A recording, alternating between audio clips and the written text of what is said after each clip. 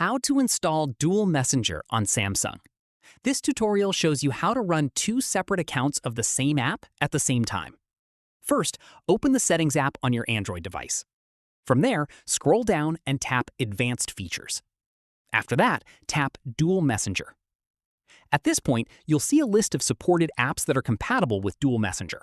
These are typically messaging apps like WhatsApp, Telegram, Instagram, and similar ones.